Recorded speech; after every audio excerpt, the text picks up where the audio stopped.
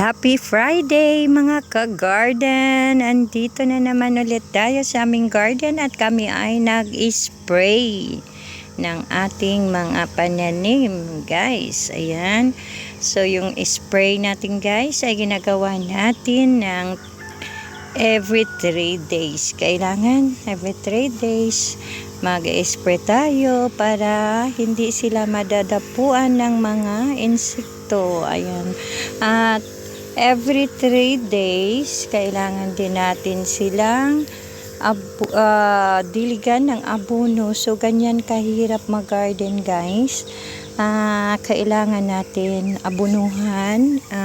So, ginagawa namin kasi is drenching. Kaya every 3 days kami nag-abono. Kasi, ang abono ay talagang melted na talaga kasi drenching yung ginagawa namin, hindi yung hinuhulog diretso sa puno, hindi dinidilig natin yung ating mga abono. So medyo masyado siyang matrabahoso, hindi katulad ng ihuhulog ang abono kasi every 15 days tayo mag-aabono ulit. Ayan, at dito na yung isa pa nating dalawa pang lane ng ating pipino, at meron pa dito doon sa dulo.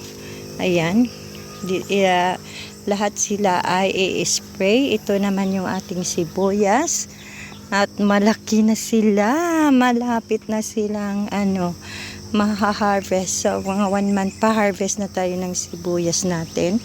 Ayan. Dito, dami pang gagawin na pagbubunot ng damo. Kaya ako ay busy pa. Ayan.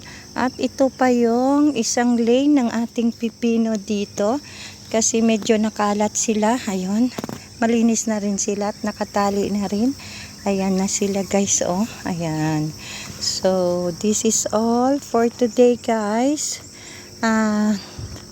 Aking pinapaalam sa inyo paano yung parang binibigyan ko kayo ng tips paanong gagawin nyo sa ating pag-garden.